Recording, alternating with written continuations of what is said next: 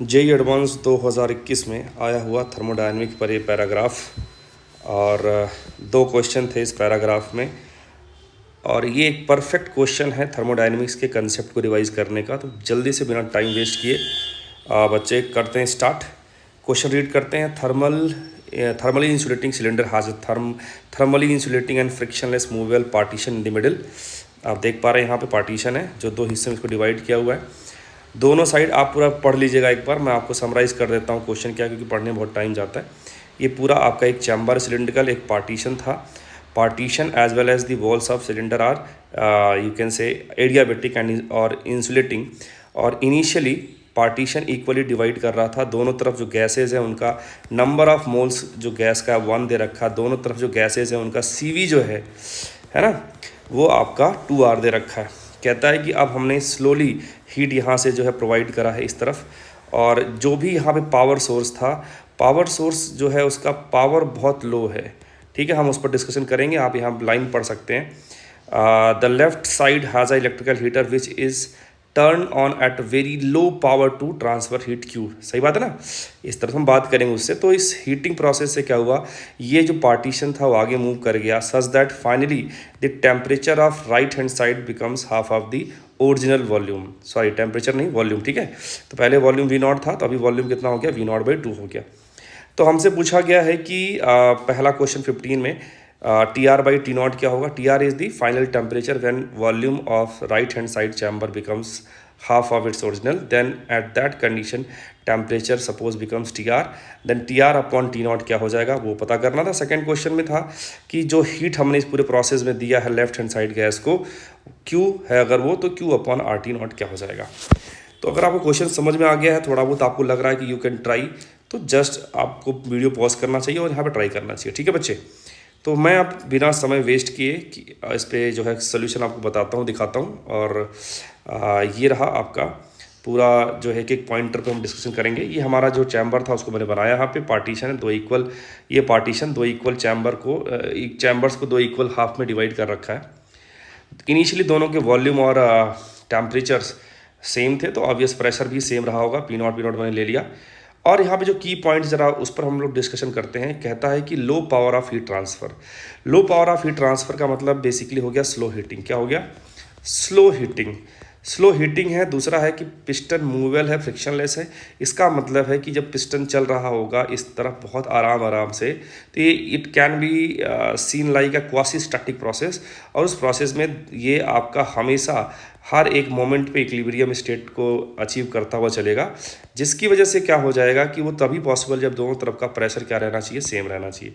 तो जब ये चल रहा होगा तो हर एक मोमेंट पे this process will ensure that pressure on the both side of the gas will same.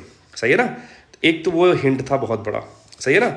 और इंसुलेटिंग कंडक्टर का इंसुलेटिंग पिस्टन आएगा बेटा, यहाँ पे गलत हो गया ये। इंसुलेटिंग अभी सॉरी इंसुलेटिंग सिलेंडर था, ये कंडक्टर लिख दिया था मैंने। हाँ, तो इंसुलेटिंग ये सिलेंडर और पिस्टन का मतलब क्या हो गया कि अगर आप राइट हैंड साइड को देखें, राइट हैंड साइड वाले को देखें, तो इसका पूरे सराउंडिंग से हीट के टर्म्स में कोई भी इंटरेक्शन नहीं है। मतलब एक बहुत बड़ा हिंट मिल गया कि राइट साइड गैस पे जो एक्शन हो रहा है वो एक्शन कैसा है, एडियाबेटिक, या प्रोसेस कैसा है, एडियाबेटिक होने वाला है। सही बात है ना। वो चीज़ को मैंने यहाँ पे लिखा भी है। अब स्टार्ट करते हैं बिना समय को ज़ाया किए। तो चूँकि ये वाले प्रोसेस जो कि राइट हैंड साइड पे परफॉर्म किया जा रहा है वो एडियाबेटिक प्रोसेस है। एडियाबेटिक प्रोसेस के लिए हम लिख सकते हैं PV की power gamma equal to constant. और अगर मैं P को रिप्लेस करूँ T और इन टर्म्स ऑफ V लिखूँ, तो मेरे पास T और V में रिलेशन आता है TV की power gamma -1 equal to constant. सही है ना। गामा निकालने के लिए हमें CV दे रखा है, और आप सभी लोग जानते हैं Mayer's formula CP equal to या CP - CV equal to R होता है। तो CV में अगर R जोड़ देंगे तो यू विल गेट CP आ गया 3R। गामा होता है CP/CV and in terms it will be 3/2। तो हमने इस फॉर्मूले में वैल्यूज़ रखी हैं, आप सभी लोग देख सकते हैं। ये राइट हैंड साइड पर लगाया भैया मैंने, है ना। इनिशियल टेम्परेचर, इनिशियल वॉल्यूम की पावर गामा -1, फाइनल टेम्परेचर जो कि क्वेश्चन में TR बोला था लेने के लिए, और फाइनल वॉल्यूम V0/2 हो गया गामा -1। सॉल्व किया, हमारे पास ये रिलेशन आया TR = T0√T2। तो TR/T0 हमारे पास आ गया √2। पहले पार्ट का आंसर हमने आराम से निकाल लिया।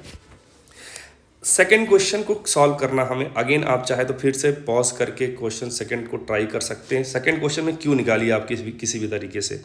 क्यू क्या है कि इसको कितना हीट आपने हीटर के थ्रू दिया है, उससे क्या होगा, वो किस प्रोसेस में दिया गया है, उस प्रोसेस में ये जो पिस्टन था वो आगे मूव कर गया ताकि इसका वॉल्यूम लेफ्ट हैंड साइड का वॉल्यूम अगर पहले V0 था तो V0/2 और इसमें ऐड हो जाएगा तो V0 से 3V0/2 उसका वॉल्यूम हो जाएगा। ठीक है, तो हमको ये लगा कि देखो टेम्परेचर इस तरफ के अभी हमें बहुत आइडिया नहीं था, तो हमने सोचा क्यों ना प्रेशर निकाल लूँ।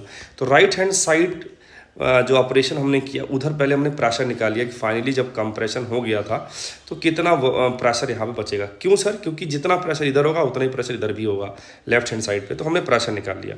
तो प्रेशर हमने जब निकाला तो ये सिंपल ऑपरेशन करके कि P फाइनल V फाइनल की power gamma P initial V initial की पावर गामा, तो उससे हमारे पास जो P आया है वो आया P0 इंटू 2 की पावर 3/2। और हमने अज्यूम कर रखा है कि इनिशियल प्रेशर जो दोनों साइड था वो कितना था, P0 था। तो अभी हम इधर ऑपरेशन कर रहे थे। ठीक है जी, तो P in terms of P0 हमारे पास आ गया। अब लेफ्ट चैम्बर को हमने देखा कि हमें डेल्टा क्यू एक तरीके से चाहिए होगा ना, मुझे वर्क डन बाई गैस पता है, लेफ्ट साइड की गैस ने इस पिस्टन पे कितना काम किया ये हमें नहीं पता है, डेल्टा यू क्या है ये भी हमें नहीं पता है। तो मैंने एक काम किया कि वर्क डन निकालने का पहले प्रयास किया। पिस्टन को हमने मान लिया सिस्टम। क्या मान लिया? सिस्टम। पिस्टन पे अगर देखा जाए तो राइट एंड लेफ्ट साइड से दो फोर्सेस लग रहे हैं, एक गैस राइट वाली लगा रही है जो कि लेफ्ट में लगाएगी और लेफ्ट वाली जो है राइट में लगाएगी। सही बात है? ओके जी, बहुत बढ़िया। तो अगर हम पिस्टन के मोशन की बात करें तो पिस्टन बहुत स्लोली मूव कर रहा होगा, जिसके चलते इसमें काइनेटिक एनर्जी में जो चेंज आएगा वो क्या हो जाएगा, उसे जीरो मान सकते हैं। तो work done by all, weight लगाया हमने, weight work done by all is equal to change in kinetic energy. तो work done by gas left gas, work done by right gas is equal to क्या हो जाएगा, 0 - 0, चेंज इन काइनेटिक एनर्जी का term है ये।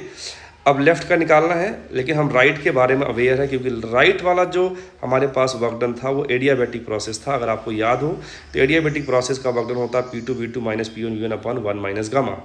P2V2 मतलब final pressure final volume, P1V1 मतलब initial pressure initial volume.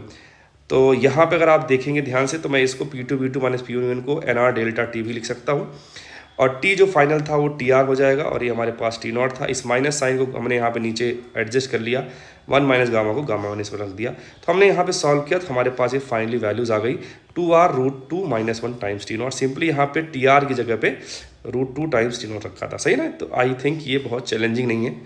अब डेल्टा यू निकालते हैं। डेल्टा यू के लिए आपके पास एक ही फार्मूला होता है क्योंकि ये प्रोसेस डिपेंडेंट नहीं होता है। तो F/2 NR डेल्टा T लिख दें, या फिर FR/2 को CV लिखेंगे तो NCV डेल्टा T आएगा। CV को हमने रखा 2R और ये NR डेल्टा T को हमने लिख दिया P2V2 - P1V1, ये 2 आगे आ गया। फिर से वही सेम चीज़ P2 हमारे पास क्या हो जाएगा कि लेफ्ट हैंड साइड में भी फाइनल प्रेशर अगर P था तो उसको P0 इंटू 2 की पावर 3/2 ही रहेगा। हमने वैल्यूज रखा। लेफ्ट हैंड साइड का वॉल्यूम पहले V0 था, अब V0/2 और ऐड हो जाएगा तो 3V0/2 हो जाएगा, वो कि हमने यहाँ पर रख दिया है। इनिशियल P0 V0 था, सॉल्व किया हमारे पास आया 2P0 V0 into 3√2 - 1। P0 V0 को मैंने लिख दिया PV इजकल टू NRT से NRT0। n की जगह पे 1 रख दो तो हमारे पास ये सिंपली आ गया √3√2 - 1 टाइम्स 2RT0। अब हमने लेफ्ट वाले चैम्बर में फर्स्ट लॉ ऑफ थर्मोडायनेमिक्स लगा दिए जो कहता है delta Q equal to delta U plus W। सारी वैल्यूज रखेंगे। आप सिंपल बेटा आपका एक कैलकुलेशन है वो आप सभी लोग कर सकते हैं, उसमें मैं ज़बरदस्ती टाइम नहीं बिताऊंगा। तो हमारे पास यहाँ पे Q आ गया 4RT0 2√2 - 1। तो Q/RT0 क्या हो जाएगा यहाँ पे इस जगह पे RT0 नहीं आएगा। सही है ना? तो हमारे पास आ गया 4 टाइम्स 2√2 - 1, ये रेशियो आ जाएगा जो सेकंड क्वेश्चन पूछा था। तो आई होप ये सारी बात आपको समझ में आई होगी। अगेन बेटा एक्सप्लेनेशन में टाइम लगा बट ये क्वेश्चन उतना टफ नहीं था। ठीक है, मिलते हैं नेक्स्ट वीडियो में। Bye bye, see you.